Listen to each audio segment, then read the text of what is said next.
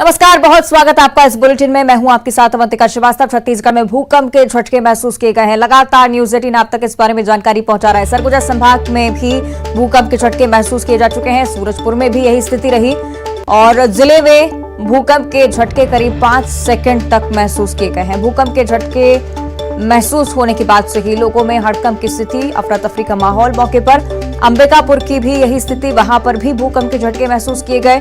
साथ ही साथ लोग घरों से बाहर निकल आए हैं। कई जगह ऐसी जहां दीवारों में दरारें पड़ चुकी हैं। साल भर के भीतर चौथी बार उत्तर छत्तीसगढ़ में भूकंप के झटके एक बार फिर से महसूस किए गए हैं। इसलिए स्थिति लगातार चिंताजनक होती जा रही है। सरगुजा, सूरजपुर, अंबिकापुर तमाम वो जिले हैं जहां पर लोगों को 5 सेकंड तक भूकंप के झटके महसूस हुए हैं। इस बार भूकंप की तीव्रता 4.1 पॉइंट मापी गई है।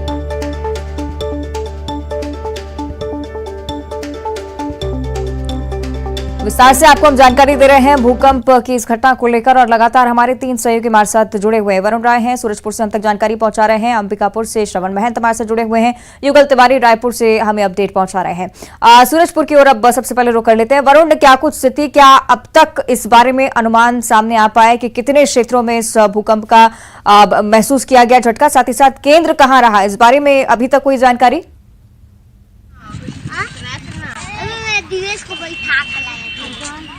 जी बता दूं कि जो भूकंप के झटके हैं उस दहशत का तो आलम बना हुआ था और जो केंद्र है भूकंप का वो सूरजपुर जिले के भड़गांव के आसपास बताया जा रहा है। और जिस तरह की तीव्रता थी उससे भी ज्यादा जो झटके थे वो बेहद डराने वाले और चौंकाने वाले और दहशत वाले थे। तो ऐसे में लोगों में तो एक डर बना हुआ था। और अभी एक ताजा अपडेट बता दूं कि जो जिले भर के जो सभी शासकीय और गैर शासकीय स्कूल हैं उन सभी को छुट्टी कर दिया गया है एहतियात और बच्चों की सुरक्षा के मद्देनजर।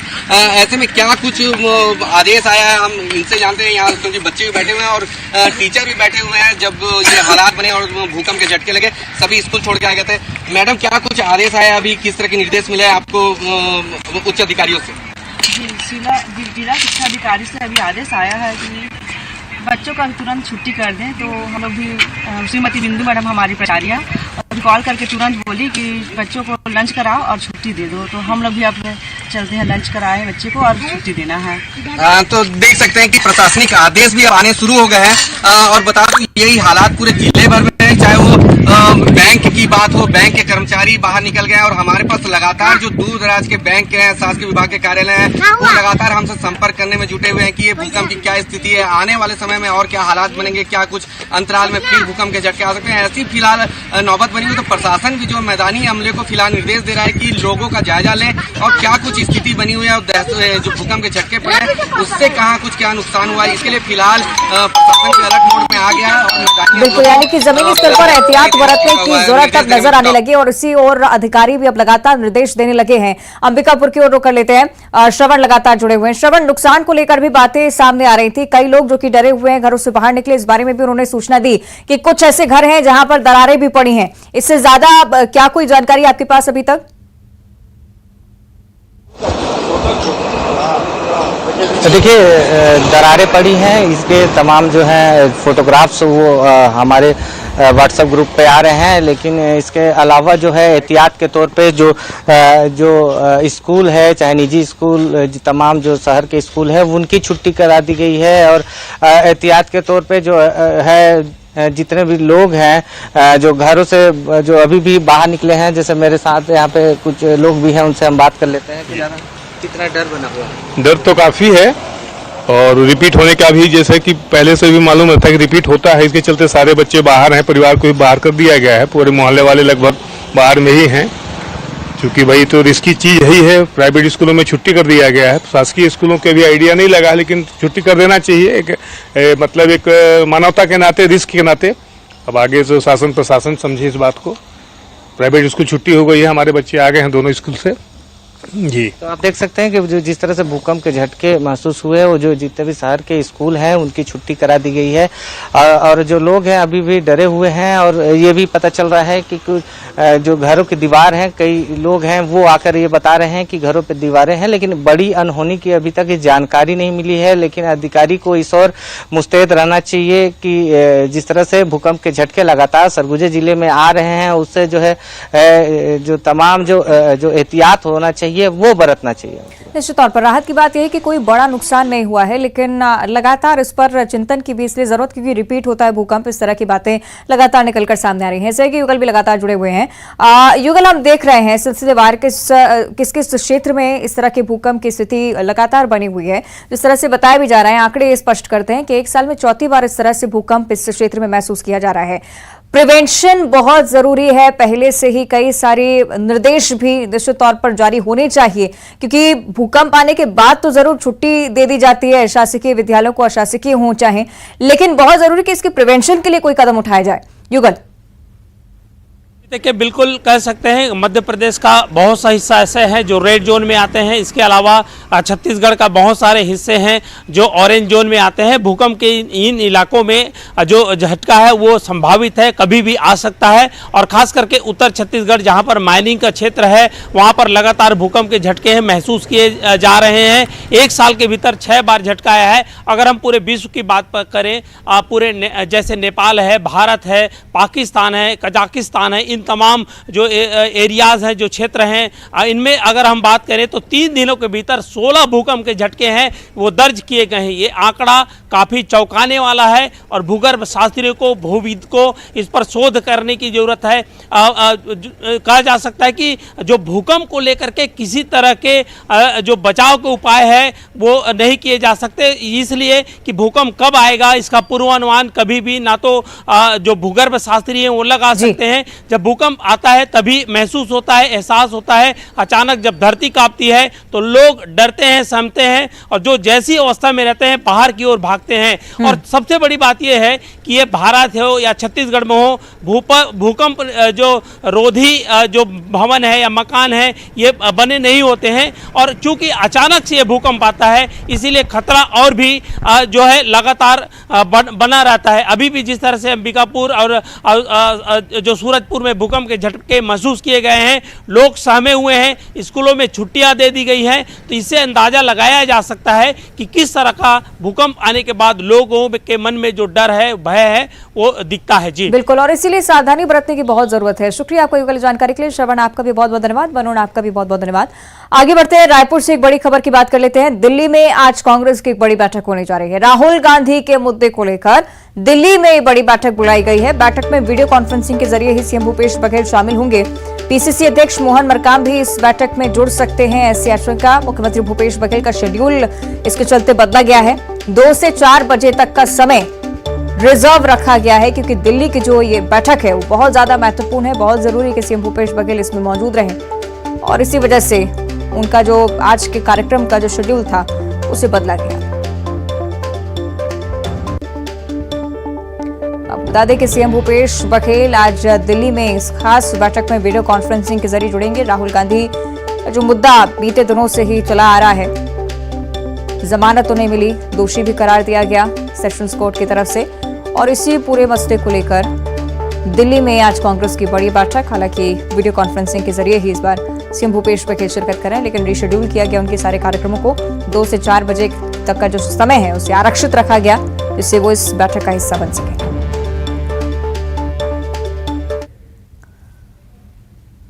इधर गजबाए हिंद को लेकर गृह मंत्री नरोत्तम मिश्रा ने 2 टूक कहा है कि इस तरह की किसी भी गतिविधि को प्रदेश में सर उठाने का मौका नहीं मिलेगा। इस तरह की मानसिकता को कुचल देंगे। साथ ही कहा कि मोहम्मद हुसैन से बिहार और एमपी पुलिस ने पूछताछ की है, जिसे पूछताछ के बाद छोड़ दिया। वहीं पुलिस इस तरह के लोगों पर नजर लगातार बनाए हुए है। कल गजबाए हिंद मॉड्यूल को लेकर एनआईए ने ग्वालियर में भी दबिश दी थी और एनआईए ने ट्वीट कर इसकी जानकारी साझा की। 3 राज्यों में 8 संदिग्धों के घरों पर छापे मारे और तलाशी ली है, जिसमें से ग्वालियर भी एक शहर था।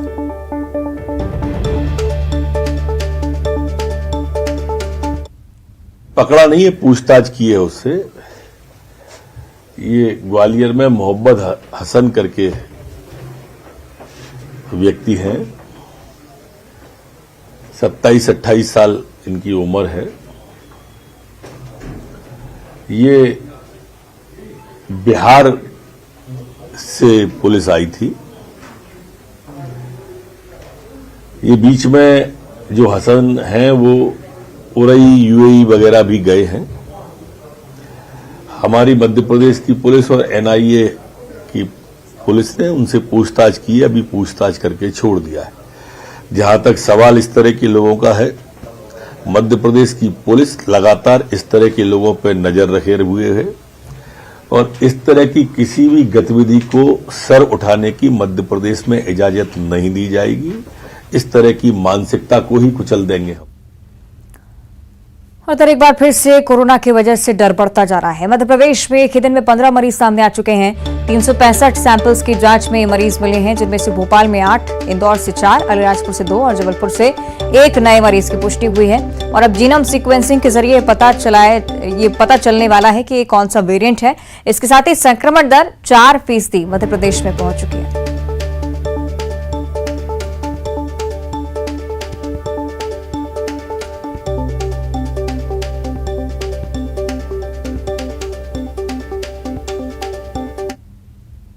मध्य प्रदेश में कोविड के केसेस एक बार फिर से बढ़ रहे हैं। इस वक्त हमारे साथ स्वास्थ्य मंत्री प्रभुराम चौधरी, उन्हीं से बात करेंगे। सर, कोरोना ने एक बार फिर से मध्य प्रदेश में रफ्तार पकड़ ली है और प्रदेश भर में 15 जो कोरोना के मरीज हैं वो मिले हैं। क्या तैयारियां हैं सर? नहीं, हमारी तो पूरी तैयारियां हैं। वैसे ऐसी कोई चिंता की बात नहीं है, फिर भी सावधानी और हमको बरतना चाहिए लोगों के लिए, जिससे कि हम लोग सावधान रहें और सोशल डिस्टेंसिंग का भी पालन करें, एक दूसरे से करीब ना आए और मास्क लगाकर भी रखें। जी सर, हॉस्पिटल्स में क्या कुछ व्यवस्थाएं हैं बेड को लेकर, ऑक्सीजन को लेकर, क्योंकि जो पॉजिटिविटी रेट है वो भी 4% पर पहुंच गई है। अस्पताल में हमारी पूरी व्यवस्थाएं हैं सारी, कहीं कोई प्रकार की हम लोग सारी व्यवस्थाएं करके हम लोग रखे हुए। सर, अवेयरनेस को लेकर क्या फिर से एक बार अभियान चलाने की तैयारी है कि लोग अब जागरूक हों, क्योंकि फिर से रफ्तार पकड़ लिया, लोग मास्क पहने, सोशल डिस्टेंसिंग का पालन करें, लोग भूल गए हैं, भीड़ बहुत हो रही है जगह जगह पर। नहीं, मैं आपके माध्यम से नागरिकों से यही अपील करना चाहता हूं कि सब लोग सावधानी बरतें, सोशल डिस्टेंसिंग का पालन करें, मास्क लगाकर रखें। सावधानी ही सबसे बड़ी हमारी सुरक्षा है। जी, तो फिलहाल कोरोना के बढ़ते मरीजों के बीच तैयारियां सारी हैं, लेकिन सावधानी रखना जरूरी है, लोगों का जागरूक होना जरूरी है और लोग खुद जागरूक रहें और सोशल डिस्टेंसिंग का पालन जरूर करें। कैमरामैन दीपक कुमार के साथ रंजना दुबे, न्यूज 18 भोपाल। आगे बढ़ते अगली खबर ग्वालियर से है। आईटी रेट में अब तक 100 करोड़ के लेन देन का खुलासा हो चुका है। कारोबारी पारस जैन के यहां पर 4 दिनों तक ये कार्रवाई चली है। गूगल ड्राइव में भी हवाला कारोबार का राज मिला है। गूगल ड्राइव में 100 करोड़ के लेन देन की जानकारी पाई गई है। फॉरेंसिक एक्सपर्ट ने ई गैजेट से जानकारी निकाली है। 15 करोड़ रुपए के सोने का भी अभी तक हिसाब किताब नहीं मिला है और इसी वजह से दस्तावेज लगातार खंगाले जा रहे हैं।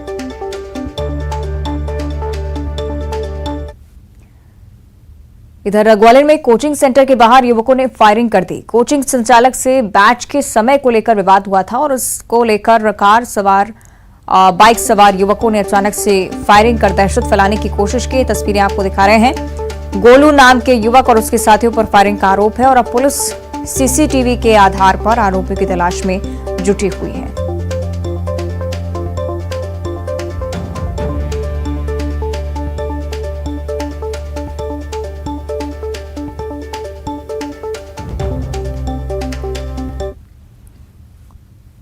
आगे बढ़ते हैं। राजनांदगांव से एक बड़ी खबर मिल रही है। अस्पताल के टॉयलेट में युवक की लाश पाई गई है। टॉयलेट में फांसी पर लटके हुई युवक की लाश पाई गई। देर रात इलाज के लिए इस व्यक्ति को भर्ती करवाया गया था। हत्या या आत्महत्या के एंगल से पुलिस लगातार जांच कर रही है। डोंगरगढ़ के सरकारी अस्पताल का यह पूरा मामला है, जबकि मृतक युवक पश्चिम बंगाल का रहने वाला बताया जा रहा है। राजनांदगांव से बड़ी जानकारी। सरकारी अस्पताल का यह पूरा मामला। इस युवक को कल ही अस्पताल में इलाज के लिए भर्ती करवाया गया था और आज टॉयलेट में युवक की लाश फांसी के फंदे पर लटकी हुई पाई गई है। क्या कोई विवाद इस युवक का रहा है, इसे लेकर भी पुलिस अब लगातार जांच कर रही है। हत्या है या आत्महत्या है, इसे लेकर तफ्तीश लगातार पुलिस की तरफ से की जा रही है। डोंगरगढ़ में सरकारी अस्पताल स्थित है, जहां पर पश्चिम बंगाल के रहने वाले एक युवक को भर्ती करवाया गया था, लेकिन आज अस्पताल के टॉयलेट में युवक की लाश पाई गई। फांसी के फंदे पर लटकी हुई युवक की लाश देखी गई। उसके बाद फौरन पुलिस को भी इस बारे में जानकारी दी गई है। पुलिस हर एंगल से इस मामले की जांच में जुटी हुई है।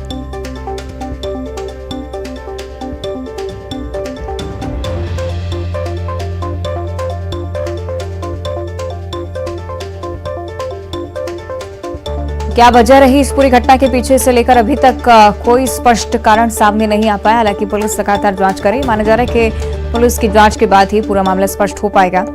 देर रात इलाज के लिए इस व्यक्ति को अस्पताल में भर्ती करवाया था, लेकिन अस्पताल की टॉयलेट में आज इसकी लाश पाई गई। सहयोगी राकेश हमारे साथ फोन लाइन पर जुड़ रहे हैं। राकेश, क्या है पूरा मामला, विस्तार से जानकारी। जी अवंतिका, मैं बता दूं कि ये जो पश्चिम बंगाल का जो युवक है, ये एक होटल है डोंगरगढ़ शहर में, वहां पे बेहोश होकर गिर गया था। इस दौरान पुलिस वालों ने इसे उठाकर अस्पताल में, शासकीय अस्पताल जो है डोंगरगढ़ का, वहां एडमिट कराया इसे ताकि इसका इलाज हो सके। और इस दौरान वहां ये भर्ती था और नाश्ता करने के 10 मिनट के बाद वो टॉयलेट पहुंचा और वहां उसने फांसी लगा ली है। लेकिन अभी भी स्पष्ट नहीं हो पाया है कि ये हत्या है कि आत्महत्या है और कारण क्या है। तब स्पष्ट हो पाएगा जब पूरे मामले में पुलिस जांच में जुटी है। स्पष्ट तब हो पाएगा कि जांच पूरी हो जाए और पुलिस जी ठीक है, शुक्रिया आपका राकेश जानकारी के लिए। गई भैंस पानी में, कहावत तो आपने खूब सुनी होगी। चलिए आज आपको बताते हैं कि कैसे। ग्वालियर में नगर निगम की टीम ने एक भैंस जब्त की है और उसे अपने साथ ले गई। सुनने में कुछ अजीब आपको जरूर लगा होगा, लेकिन ये पूरी बात सही है। दरअसल नगर निगम का पीएचई अमला जल कर की राशि वसूलने के लिए डेयरी संचालक यहाँ पर पहुंचा था, लेकिन डेयरी संचालक बालकृष्ण पाल ने जल कर का बकाया 1,29,000 रुपए जमा करने से इनकार कर दिया। अंतिम नोटिस के बाद भी बिल जमा नहीं किया तो अमला यहाँ पर पहुंचा, डेयरी संचालक की भैंस जब्त कर लिया और उसे अपने साथ ले गए। देखिए पूरा मामला गई भैंस पानी में साफ तौर पर स्पष्ट करता है।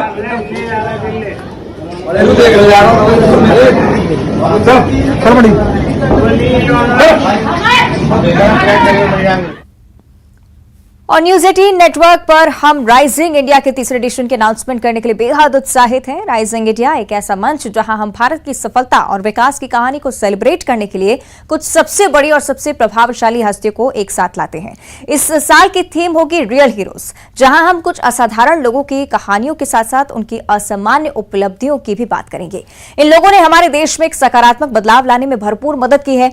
इनमें शामिल होंगे जलवायु आपातकाल से लड़ने वाले लोगों से लेकर भारत की कुछ सबसे पुरानी कला, विरासत और संस्कृति को पुनर्जीवित करने में मदद करने वाले लोग। देश भर से न्यूज 18 नेटवर्क के पत्रकारों के पूल ने हमारे बीच इन नायकों की पहचान करने में हमारी खूब मदद की है और अगले कुछ हफ्तों में हम इन खास लोगों और इनकी कहानियों को आपके सामने लेकर आएंगे। आज बात करेंगे बबीता राजपूत की। मध्य प्रदेश